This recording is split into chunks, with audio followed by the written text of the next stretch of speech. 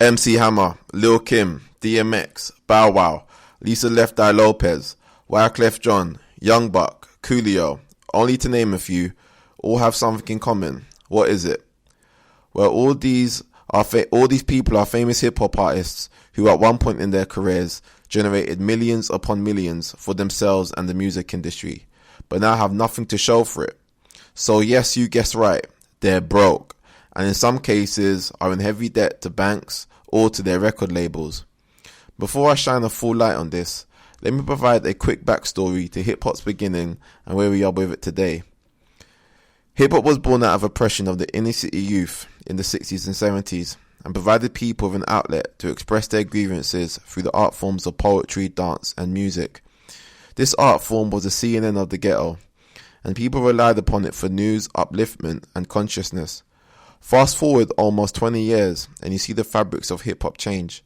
Instead of being something which elevated the listener with spiritual nourishment, it now morphed into something which entrapped the listener into a prison of materialism, where the artist we revered so much was now predominantly speaking of money, cash and hoes, leaving a heavy impression on the listener's internal value system, alongside expectation on what a hip-hop artist should both look like and talk about.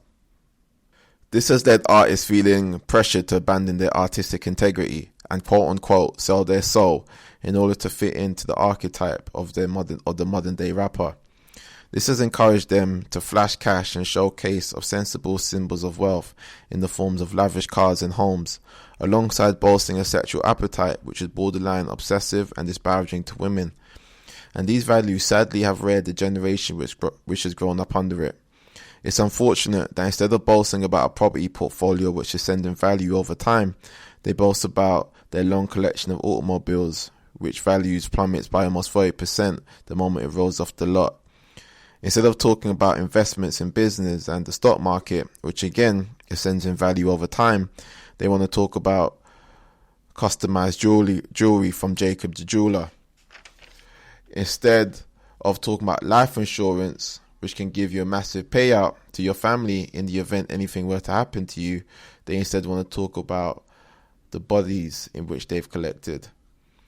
This is sad and speaks to art no longer being a form of expression, but solely as a tool for monetization, as they're solely fulfilling the demands of a marketplace which demands the art they listen to be centered around the degradation of a society as a whole. And this is characterized perfectly by Jay-Z in the line when he says, "I dumb down for my audience to double my dollars. They criticize me for it, yet they all yell, holla." I know. I've painted a pretty bleak picture of rappers and their contribution to society. But please be mindful that I'm a massive hip-hop head, right? So I know that there's a full spectrum to where it's not just geared towards negativity, but there's also a conscious aspect to hip-hop alongside artists out there really pushing a positive message. But I thought I'd focus on the worst part of it to really kind of drive the point home. But the truth is that these artists would probably end up being broke whether they were financially reckless or not. You see, the music industry has a very, very long history of leeching and ripping off artists, and no one has experienced this more than black artists themselves throughout the course of history. The music industry gets its money predominantly from two sources. The first source is through the record sales of the artists, and the second source is through something known as publishing. For those that know, publishing is essentially a backlog of all the music you own the rights to, old and new, and you get a royalty paid every single time it's played in a commercial endeavor. So this can be on the radio, in film, on a commercial, even down to DJs in the club. And whilst record sales for your average artist spikes and falls very quickly within the period they get in heavy promotion, publishing on the other hand is long money and is where the true profit is made when it comes to artists. Simply because, in the case of publishing, you can get paid 10, 20, 30, 40 years after a song is made without having to hit the recording studio again to make new music. Just look at Mariah Carey.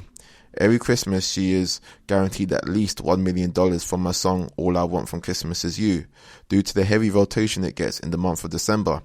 And this is just from one artist and from one song. So imagine now the profit potential from owning the publishing rights across thousands of artists and across thousands of their songs. And it's clear to see why the music industry is designed to keep the average artist dependent, broke, and barely able to scrape by. Let me explain. The music industry is by and large a platform which gives artists instant exposure to audiences around the world. These record companies leverage the long-standing relationships they hold with TV, radio, magazines to fully promote the projects of their artists. Not only do they provide this feature, but they also provide something known as an advance, which is essentially a loan from the record label to the artist in order to cover their recording sessions, marketing, music videos, you name it. And an artist doesn't get a red cent of any money from any record sales until the record label recoup all the money from that initial loan. So if your record doesn't sell or doesn't sell enough, then you're technically in debt to your label. And on those grounds, they are not obligated to give you any kind of payout until your debt has been satisfied. So what does this have to do with publishing? Well, when you combine poor general money management on behalf of the artists alongside the debt that they rent to their label, which can sometimes run into the millions, record labels attempt to buy artists from their publishing to resolve the debt, usually for pennies on the dollar, and in some cases for nothing at all. So you may be thinking, fair dues. If the artist is in debt to the label, then the label has every right to do this. Okay, that's fine.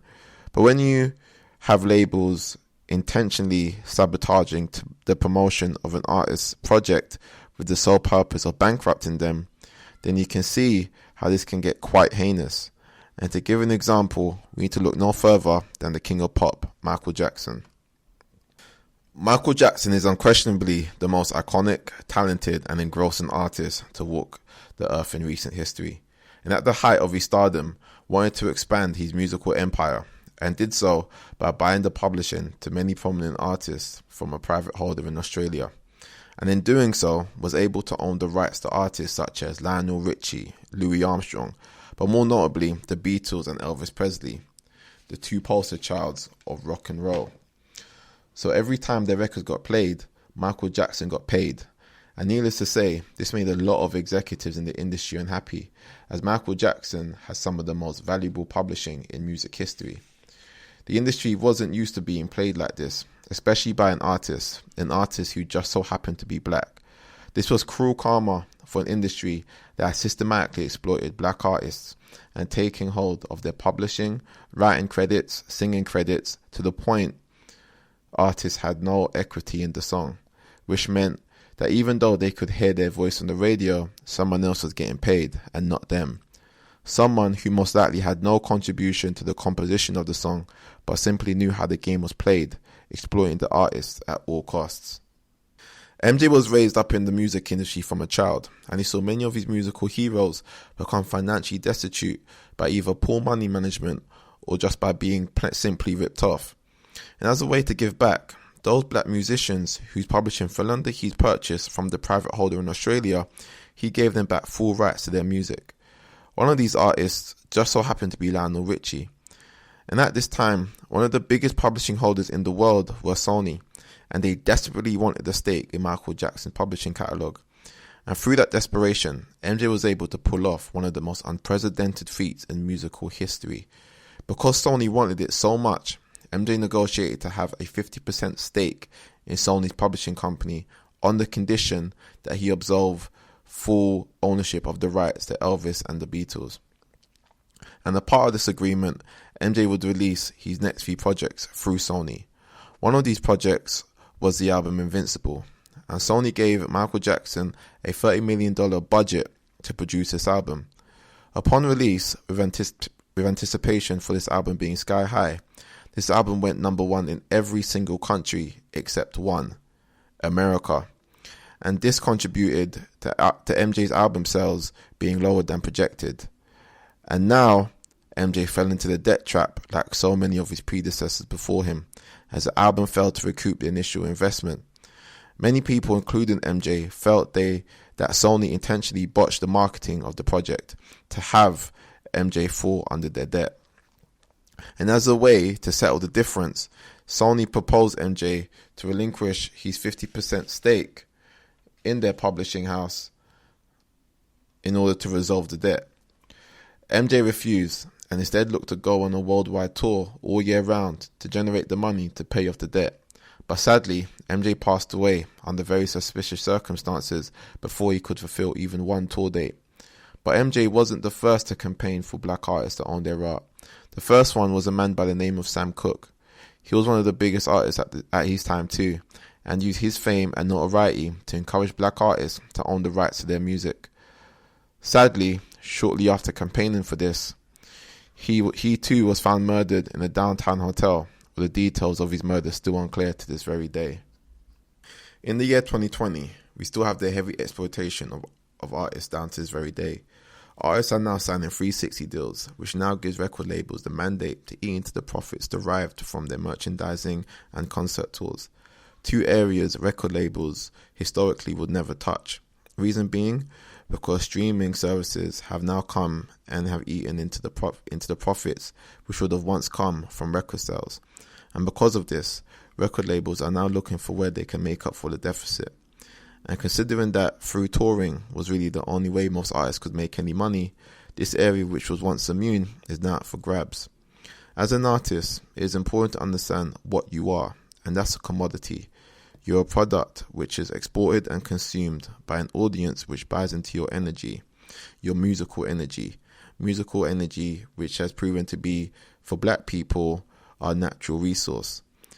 And if you're an artist who produces the art, then it's for you to have a trustworthy team around you who protects your finances, your business interests, and your brand equity. One of the reasons Jay-Z has been so successful is because he identified this very early on.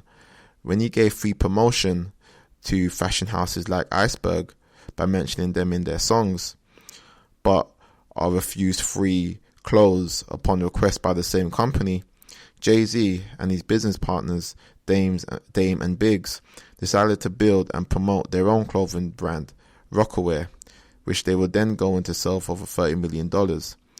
You see, your job is to create art that lasts, so that it continuously pays, alongside maximizing your income potential through other business avenues as you grow out your fan base.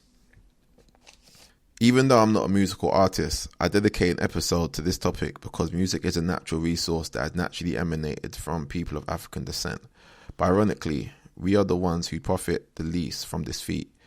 We have been the forebearers of many musical genres: blues, soul, jazz, rock, R&B, hip-hop, reggae, and even country. Yet there are people like Elvis and Eminem as a face of something which neither they or their community had any hand in the formation of. We need to take responsibility for ourselves and our art and ensure that we get our just due from our endeavors. I know there'll be those of you who are artists listening to this, so please take heed of this message and make sure you go out into the industry with the odds stacked in your favor. Well, that concludes this episode of bMoor. As always, I'd like to thank you for tuning in and supporting this podcast. You know, it means a lot. As you know, bMoor is very much centered around generational wealth, increasing income streams through passive income, and so on and so forth. So please make sure that you download the free ebook in the description, where it outlines 40 plus ways you can start making passive income. Again, that's in the description. If there's any problems in downloading that, then you can go onto my Instagram page, where you'll find the link in my bio, and you can find my Instagram at bmoor.co. So bmoor.co. So yeah, I'm gonna leave it there. Again, thanks, and see you next week. Cool. Peace.